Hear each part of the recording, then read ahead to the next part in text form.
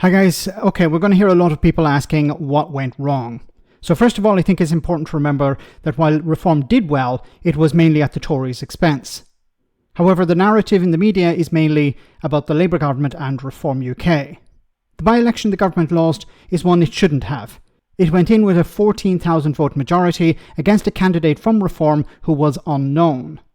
The discussion on the doorstep and in focus groups was doom and gloom with the government.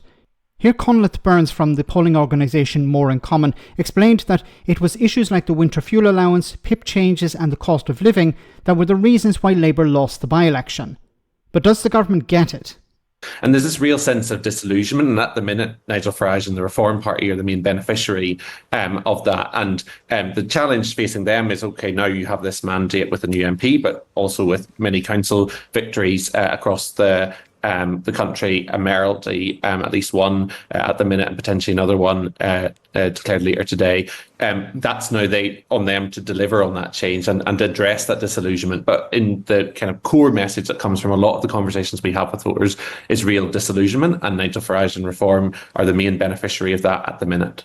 It's interesting you talk about that, because I'm reading various reports from people who have been in Runcorn and Helsby over the last few days and saying what a lot of people are hearing on the doorstep is discontent over things like the winter fuel payments being taken away, over changes to PIP payments, and also just this sense of a lack of change. Labour came into government saying, we are the party of change, we will bring it about.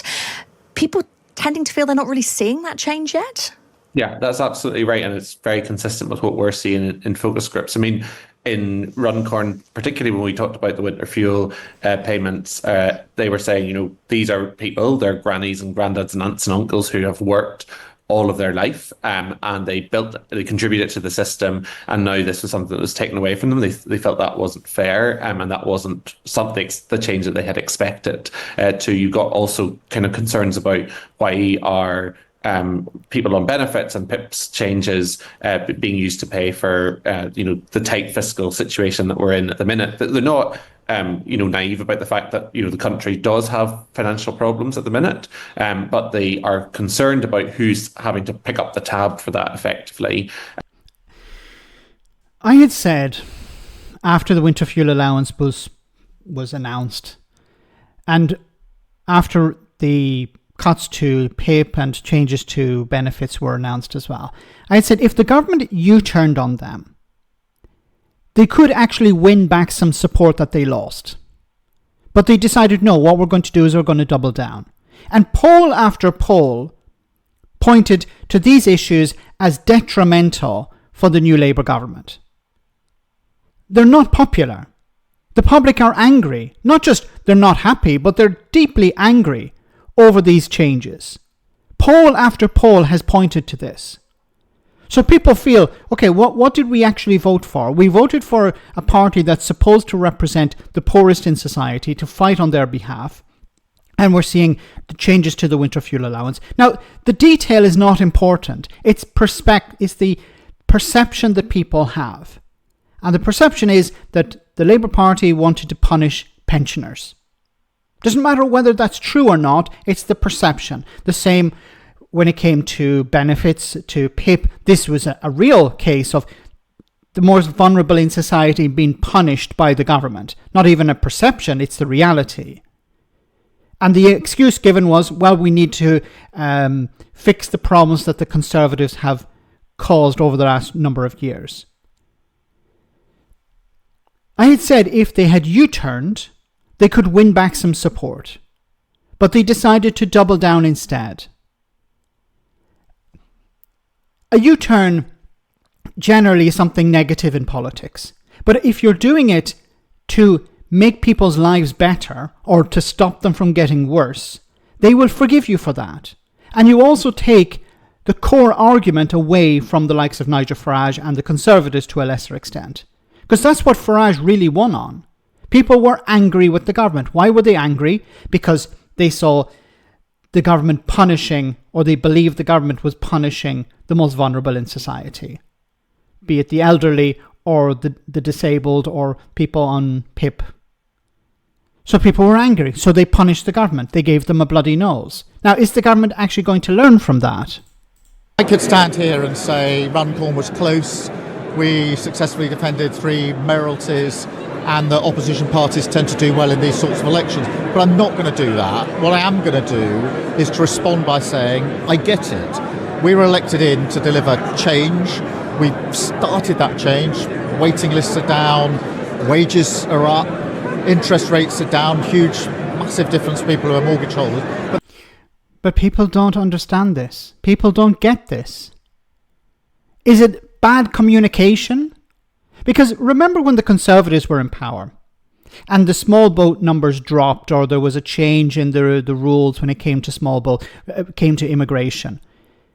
What did Rishi Sunak do? He delivered a speech outside number 10 saying, we are stopping the boats, we have brought down the numbers, we have done X, Y, and Z.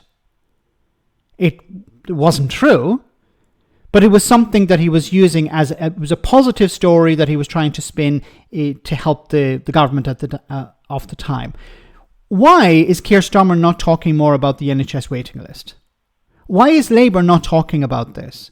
Why are they not explaining the benefits of bringing down the waiting list? Why are they not banging on about it all the time? Why aren't they talking about the NHS waiting list to the same extent as Nigel Farage is talking about immigration?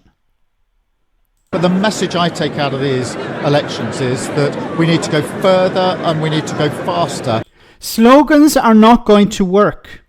Further and faster, what the hell does that even mean? We've heard it before. We have to go further, we have to go faster. People are concerned about themselves or loved ones who are not going to receive the support they need because they're disabled. What does further and faster mean for those people? There are others who are concerned about the cost of living crisis.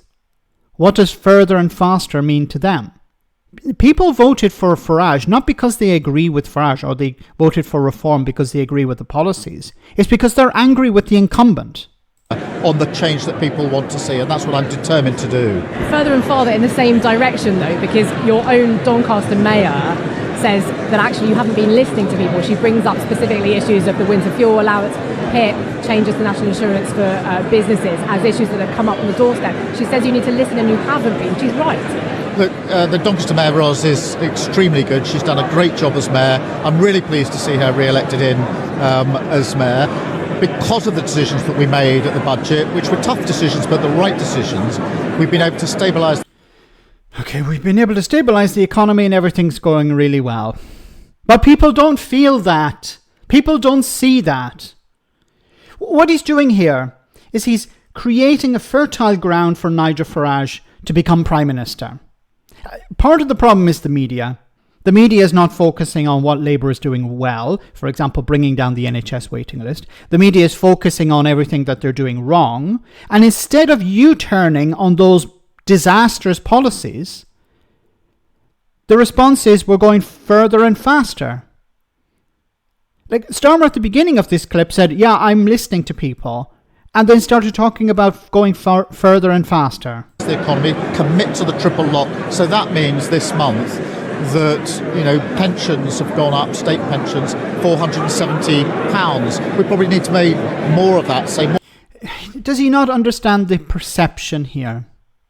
You can talk about, and I've mentioned this before, you can talk about how the economy is booming, we're the fastest growing nation in the G7, pensions have increased, we're dealing with the NHS waiting list. If people don't feel things are getting better, they're going to vote against you. There's also the problem of the media. The media seem to be determined to see Nigel Farage become Prime Minister. So they're going to focus on the negatives. Now, it's right to focus on negatives if that's the case. But if Labour want to defeat this narrative, they have to change tack. They need to come up with something new. And just repeating ad nauseum, yes, we're doing this, we're doing that, this is better, that's better. It's not cutting through. They have to do something. I've said before, you need to U-turn on terrible policies. You lose face for a few days, and then I actually think you would win back support. Because you would say, look, we've actually listened to the public. We understand this policy is wrong. We thought it was the way to go. where we've listened to the public and now we're going in the opposite direction. Because you take away something that Farage and others can use against you.